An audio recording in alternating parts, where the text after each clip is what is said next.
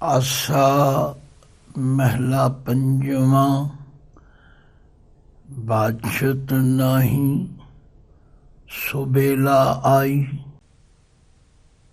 बिन हुक्म क्यों बुझै बुझाई। ठंडी ताती मिट्टी खाई, ओ न बाला बूढ़ा भाई। रहाओ नानक दास साध शरणाई, गुर प्रसाद पौ पार पराई। वाहिगुरु जी का खालसा, वाहिगुरु जी की फतेह। धन धन श्री गुरु अर्जन देव जी महाराज के मुखारबिंद तो उचारण किया होया ये शब्द, जिस दियां 6 पंक्तियां हैं, पर इन्हां पंक्तियां दे अंदर महाराज ने बहुत वड्डा ज्ञान बख्शिश किया। एक है आत्मा, एक है शरीर। शरीर करके आत्मा है, आत्मा करके शरीर है। हुण महाराज ने दोहां दे स्वरूप की असलीयत तो सानू जाणू कराए। आख्या ओ ना बाला बूढ़ा पाई। इहदा मतलब एक किसी विशेष वल इशारा है, ते ओ है आत्मा। आत्मा क्योंकि परमात्मा दी अंश है। जस कागज पर मिटे न मंस, जिवें कागज उत्ते लिखिया होया स्याही कायम रहिंदी है, इसी तरह कहो कबीर तू राम की अंश। ये जिहड़ा आत्मा है ये राम दी अंश है। ऐसा वर्णन बहुत वारी गुरबाणी विच सानू समझाउण लई गुरु पातशाह ने, भगत जना ने वरत्या। ते आख्या मन तू जोत स्वरूप है, अपना मूल पछाण। मन हर जी तेरे नाल है, गुरमती रंग मान। हुण शब्द की रहाओ दियां 2 ही पंक्तियां ने, पर इन्हां नूं विचारन की बड़ी लोड़ है। अद्धी पंक्ति विच फरमाया ठंडी ताती मिट्टी खाई। हुण बहुत सारे प्रेमी पाठ करते हैं, पर वो इन्नी डूंगी विचार विच नहीं जाते।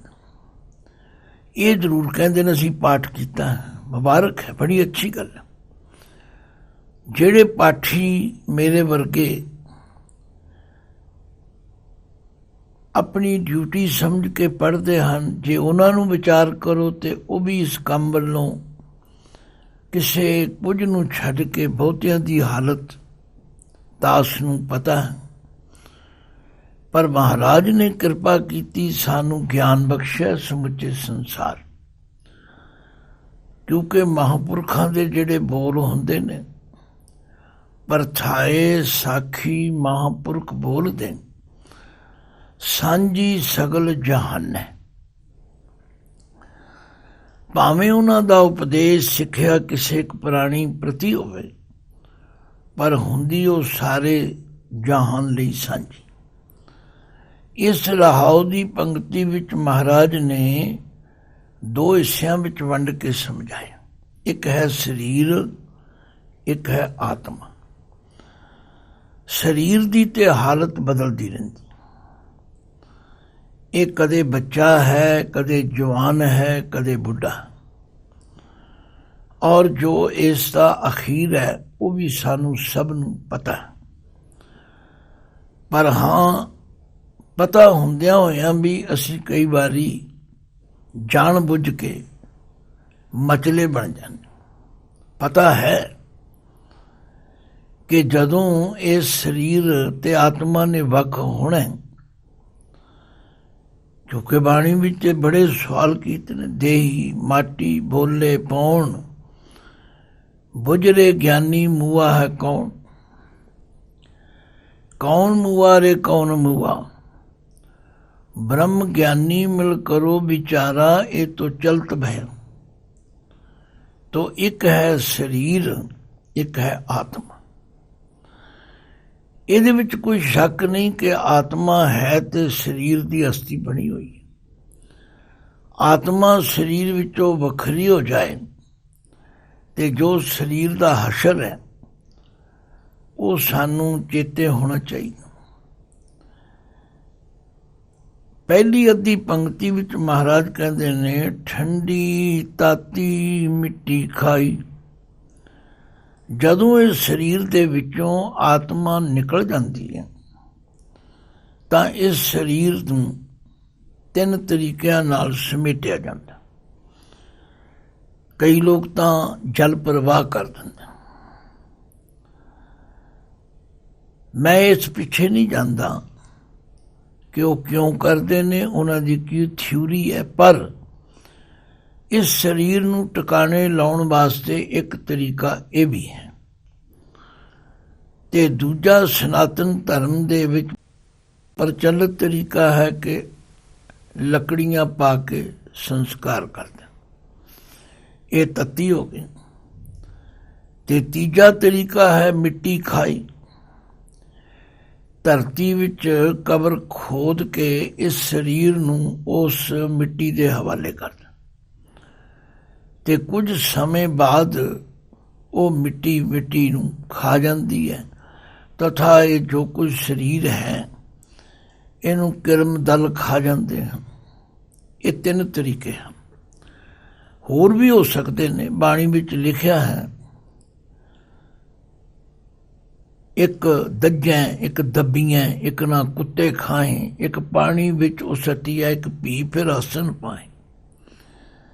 ਸਰੀਰ ਨੂੰ ਟਿਕਾਣੇ ਲਾਉਣ ਲਈ ਵੱਖ-ਵੱਖ ਤਰੀਕੇ ਹਨ। ਇੱਕ ਪਾਣੀ ਵਿੱਚ ਰੋੜਦੇ ਹਨ। ਮੈਂ ਖੁਦ ਦੇਖਿਆ, ਜਿਹੜੇ ਇਲਾਹਾਬਾਦ ਆਦਿਕ ਅਸਥਾਨਾਂ ਤੀਰਥਾਂ ਦੇ ਨੇੜੇ ਹਨ, ਉਹ ਕਈ ਮੀਲ ਤੋਂ ਮ੍ਰਿਤਕ ਪ੍ਰਾਣੀ ਦਾ ਸਰੀਰ ਚੁੱਕ ਕੇ ਉੱਥੇ ਲਿਆਉਂਦੇ। ਇੱਕ ਦਫਾ ਅਸੀਂ ਜਾ ਰਹੇ ਸੀ ਯੂਪੀ, ਗੜ ਗੰਗਾ ਪਾਰ ਕਰਨਗੇ, ਉੱਥੇ ਨਜ਼ਾਰਾ ਦੇਖਿਆ। ਪੁੱਛਿਆ ਵੀ ਇਹ ਕੀ ਗੱਲ?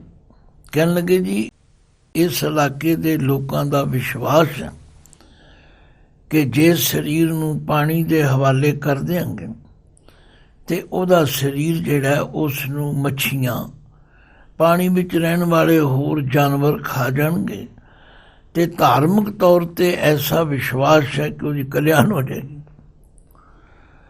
ਮਤਲਬ ਕਹਿਣ ਤੋਂ ਕਹਿਣ ਵਾਲੇ ਸਨਾਤਨ ਧਰਮੀ ਵੀ ਇਸ ਤਰ੍ਹਾਂ ਹੀ ਕਰਦੇ ਨੇ ਕਿ ਉੱਥੇ ਲਿਆ ਕੇ ਜਿਹੜਾ ਉੱਥੇ ਆਚਾਰ ਜੀ ਹੈ ਉਹ ਕੋਈ ਮੰਤਰ ਪੜ੍ਹਦਾ ਤੇ ਉਸ ਮ੍ਰਿਤਕ ਸਰੀਰ ਦੀ ਤਲੀ ਦੇ ਉੱਤੇ ਇੱਕ ਬਲਦੀ ਹੋਈ ਅੱਗ ਦਾ ਕੋਲਾ ਰੱਖ ਦਿੰਦਾ। ਇਹਨੂੰ ਕਹਿੰਦੇ ਦਾਹ ਦੇਣਾ।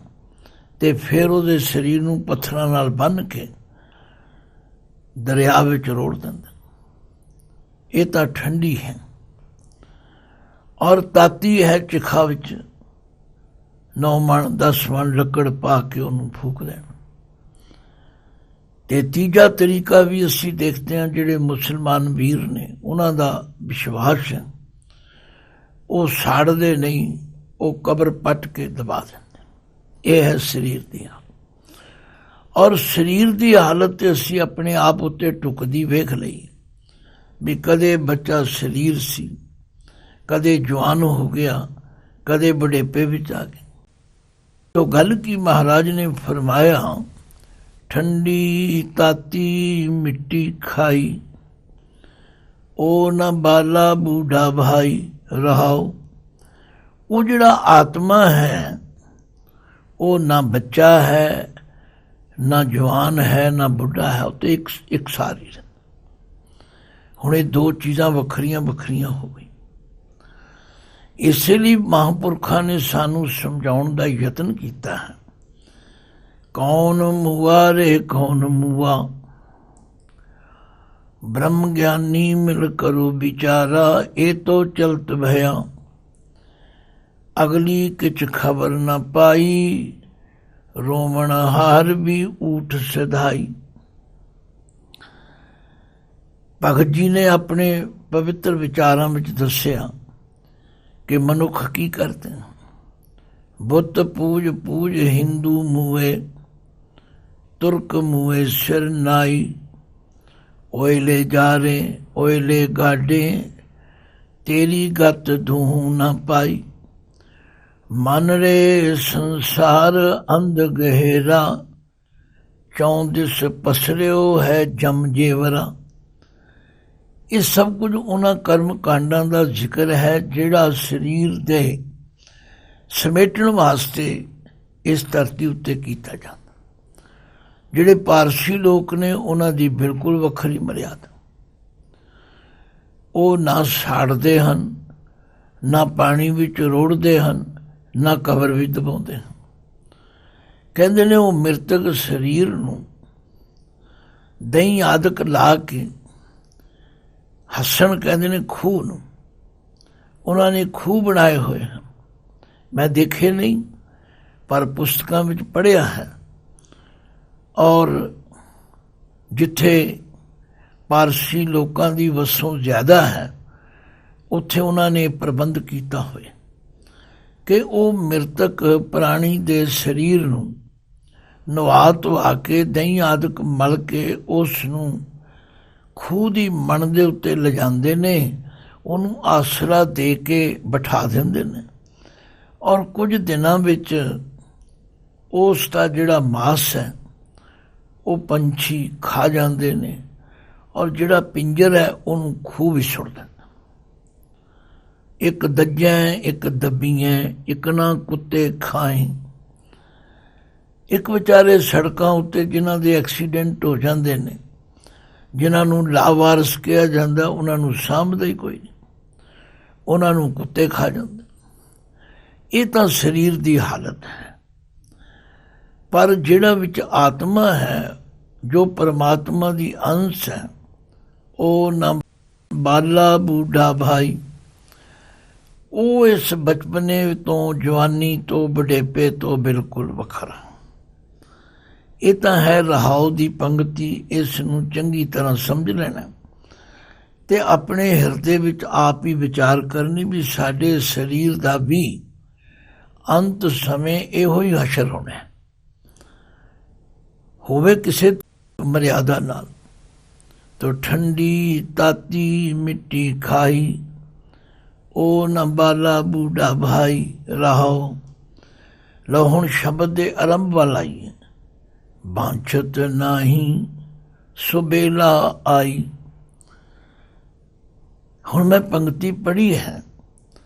ਕਈ ਪ੍ਰੇਮੀ ਸੱਸੇ ਦੇ ਔਂਕੜ ਨੂੰ ਹੋੜਾ ਬਣਾ ਕੇ ਬੋਲ ਦਿੰਦੇ ਨੇ। ਉਹ ਜਾਣ ਕੇ ਨਹੀਂ ਗਲਤੀ ਕਰਦੇ, ਉਹਨਾਂ ਨੂੰ ਮੁਹਾਰਨੀ ਦਾ ਪਤਾ ਨਹੀਂ ਕਿ ਔਂਕੜ ਦੀ ਆਵਾਜ਼ ਕਿਤਨੀ ਹੈ, ਦੁਲੈਂਕੜ ਦੀ ਕਿਤਨੀ ਹੈ, ਹੋੜੇ ਦੀ ਕਿਤਨੀ ਹੈ, ਕਨੌੜੇ ਦੀ ਕਿਤਨੀ। ਤੋ ਇਸ ਸੋ ਨੂੰ ਜ਼ਬਾਨ ਦੀ ਕੁੰਬਲੀ ਉੱਤੇ ਲਾ ਕੇ ਬੋਲਣਾ। ਬਾਂਛਤ ਨਾਹੀਂ ਸੁਬੇਲਾ ਆਈ।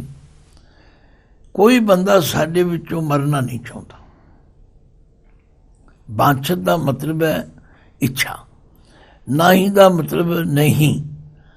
ਜਿਸ ਗੱਲ ਦੀ ਕੋਈ ਇੱਛਾ ਨਹੀਂ ਕਰਦਾ, ਜਿਹਨੂੰ ਕੋਈ ਪਸੰਦ ਨਹੀਂ ਕਰਦਾ, ਕਿਸੇ ਨੂੰ ਪੁੱਛ ਕੇ ਵੇਖ ਲਓ।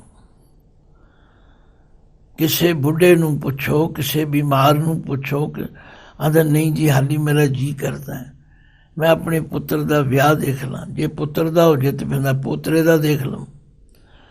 ਗੱਲ ਕੀ ਮਰਨਾ ਕੋਈ ਚਾਹੁੰਦਾ ਨਹੀਂ, ਪਰ ਉਹ ਵੇਲਾ ਆ ਜਾਂਦਾ ਜ਼ਰੂਰ। ਕਿਉਂਕਿ ਮਰਨ ਲਿਖਾਏ ਮੰਡਲ ਮਹਿ ਆਏ। ਜਦੋਂ ਪਰਮਾਤਮਾ ਨੇ ਮਨੁੱਖ ਨੂੰ ਸੰਸਾਰ ਵਿੱਚ ਭੇਜਿਆ, ਪਹਿਲਾਂ ਉਹ ਦਿਨ ਨਿਯਤ ਕਰ ਦਿੱਤਾ, ਮਰਨ ਲਿਖਾਏ ਮੰਡਲ ਮੈਂ ਆਏ। ਪਹਿਲਾਂ ਮਰਨਾ ਨਿਸ਼ਚਿਤ ਹੋ ਗਿਆ।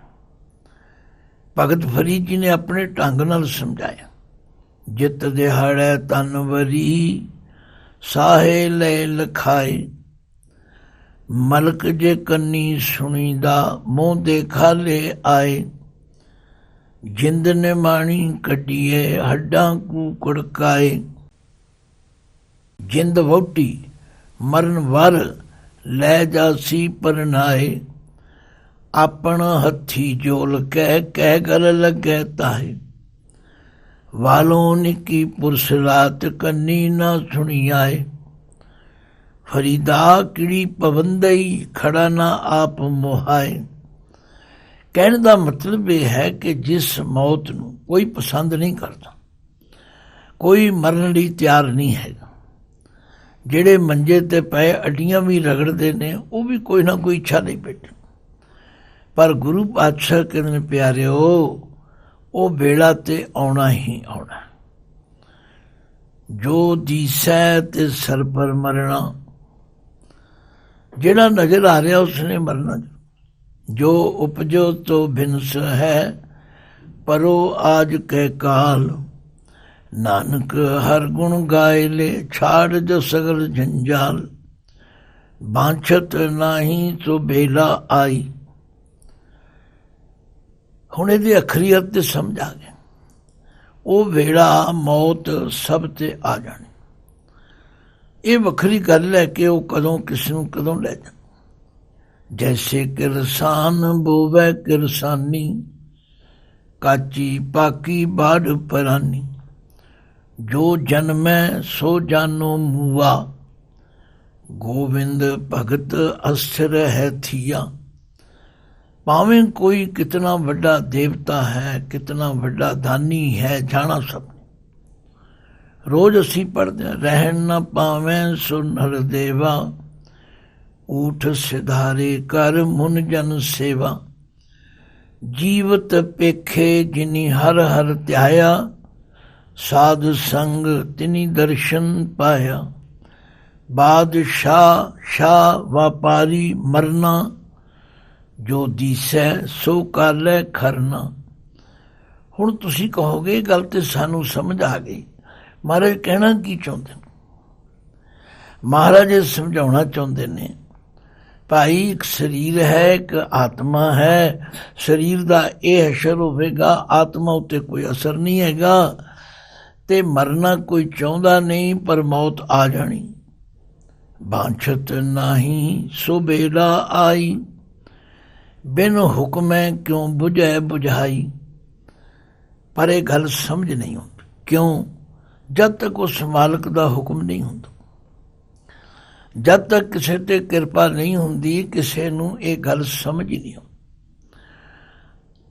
ਹਰ ਬੰਦਾ ਆਪਣੀਆਂ ਅੱਖਾਂ ਦੇ ਸਾਹਮਣੇ ਕਿਤਨੇ ਲੋਕਾਂ ਦੇ ਅੰਤਮ ਸੰਸਕਾਰ ਤੇ ਜਾਂਦਾ,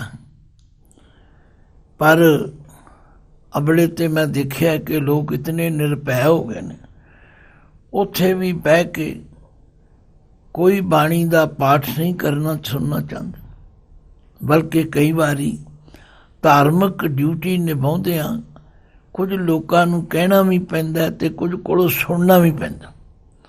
ਬਾਬਾ ਜੀ ਤੁਸੀਂ ਆਪਣਾ ਕੰਮ ਕਰੀ ਜਾਓ, ਸਾਨੂੰ ਨਾ ਰੋਕੋ, ਤੁਸੀਂ ਹਾ ਹਾ ਹੂ ਹੂ ਕਰੀ ਜਾਣ। ਜਦੋਂ ਕਿ ਉਸ ਕੁਝ ਸਮੇਂ ਲਈ ਸਾਨੂੰ ਧਿਆਨ ਰੱਖਣਾ ਚਾਹੀਦਾ। ਇਹ ਵਾਰੀ ਸਾਡੇ ਤੇ ਵੀ ਆਉਣੀ, ਪਰ ਨਹੀਂ, ਉੱਥੇ ਵੀ ਗੱਪਾਂ ਮਾਰੀ ਜਾਣਗੇ, ਉੱਥੇ ਵੀ ਸਿਆਸਤ ਲੜਾਈ ਜਾਣਗੇ। ਮਹਾਰਾਜ ਕਹਿੰਦੇ ਨੇ ਬਿਨ ਹੁਕਮੈ ਕਿਉਂ ਬੁਝੈ ਬੁਝਾਈ। ਜਦੋਂ ਤੀਕਰ ਉਸ ਮਾਲਕ ਦੀ ਕਿਰਪਾ ਨਹੀਂ ਹੁੰਦੀ, ਕਿਵੇਂ ਸਮਝ ਆਵੇ? ਨਹੀਂ ਸਮਝ ਸਕਦਾ। ਹਾਂ, ਜਦੋਂ ਪਰਮਾਤਮਾ ਕਿਰਪਾ ਕਰੇ ਫਿਰ ਸਮਝ ਵੀ ਆ ਜਾਂਦਾ। ਬਾਂਛਤ ਨਾਹੀ ਸੋ ਬੇਲਾ ਆਈ।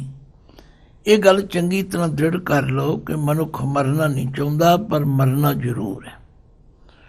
ਐਸੋ ਇਹ ਸੰਸਾਰ ਪੇਖਣਾ, ਰਹਿਣ ਨ ਕੋ ਪਈਐ ਰੇ। ਸੂਧੇ ਸੂਧੇ ਰੇਗ ਚਲੋ ਤੁਮ, ਨਤਰ ਕੁਧ ਕਾ ਦਵਈ ਹੈ ਰੇ। ਬਾਰੇ ਬੂਢੇ ਤਰੁਣੇ ਭਈਆ, ਸਭ ਹੂੰ ਜਮ ਲੈ ਜਈਐ ਰੇ। ਮਾਨੁਸ ਵਪਰਾ ਮੂਸਾ ਕੀਨੋ, ਮੀਚ ਬਲਈਆ ਖਈਐ ਰੇ। ਧਨਵੰਤਾ ਅਰ ਨਿਰਧਨ ਮਨਈ, ਤਾਕੀ ਕਛੂ ਨ ਕਾਨੀ ਰੇ। ਰਾਜਾ ਪਰਜਾ ਸਮ ਕਰ ਮਾਰੇ, ਐਸੋ ਕਾਲ ਬਿਡਾਨੀ ਰੇ। हर के सेवक जो हर पाए, तिनकी कथा निरारी रे। आवे न जाहे न कबहू मरते, पार ब्रह्म संगारी रे। तो गल की गुरु महाराज ने इस छोटे ਜਿਹੇ शब्द में बहुत बड़ा ज्ञान बख्शा। बांछत नाही सुबेला आई, ये गल पत्थर ते लीक है कि कोई मनुख मरना नहीं चाहता, पर जदों वो समा आउंदा आ ही जाता, उन्होंने कोई रोक ही नहीं सकता। किन्नियां क मिसालां दित्तियां।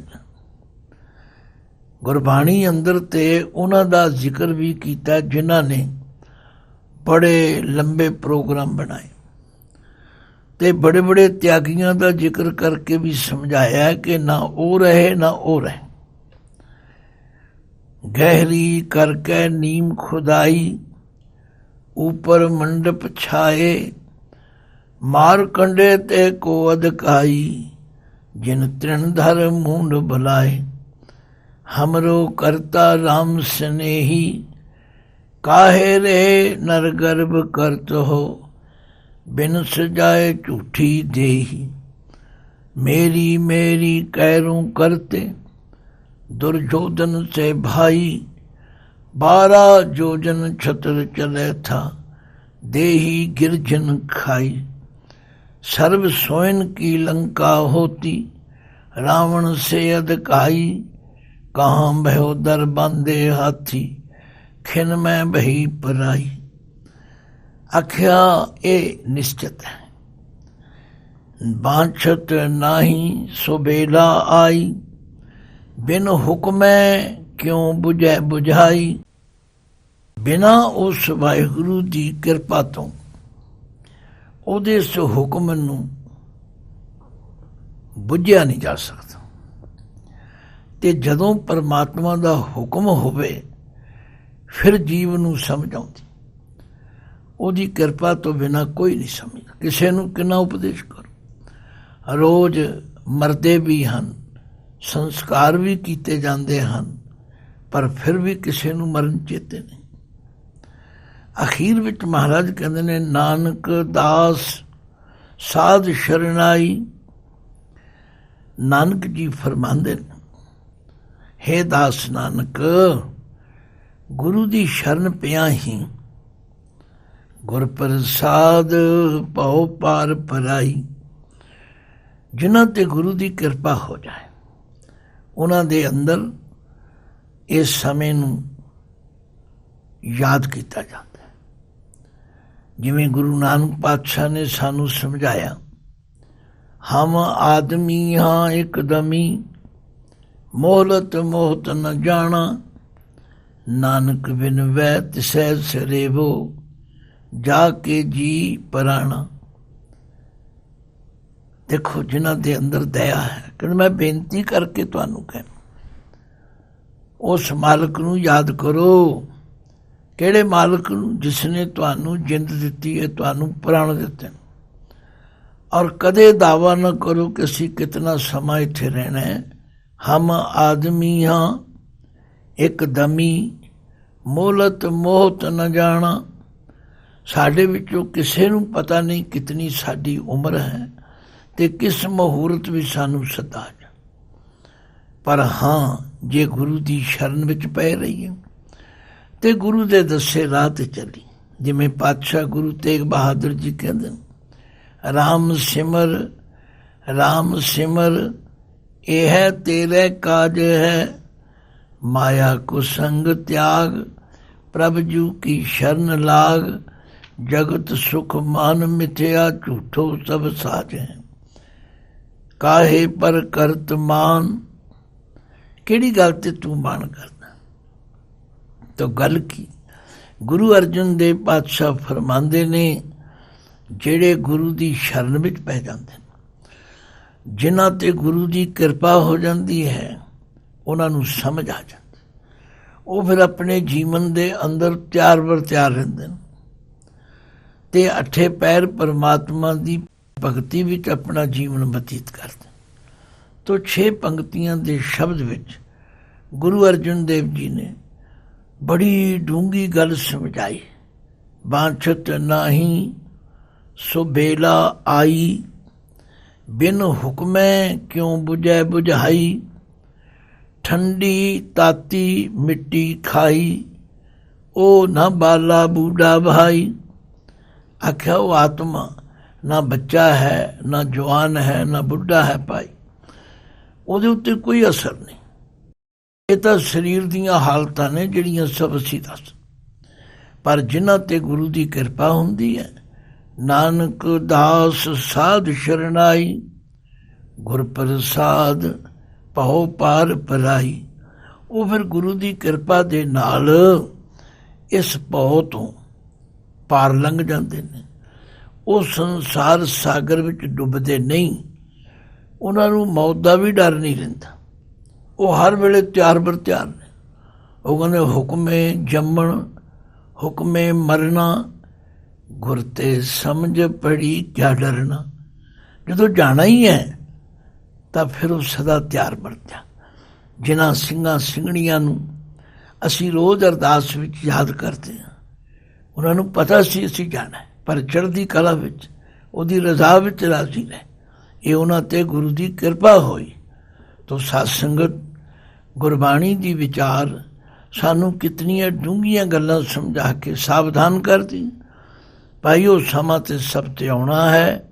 ਸਰੀਰ ਨੇ ਇੱਕ ਦਿਨ ਬਿਨਸਣਾ ਹੈ।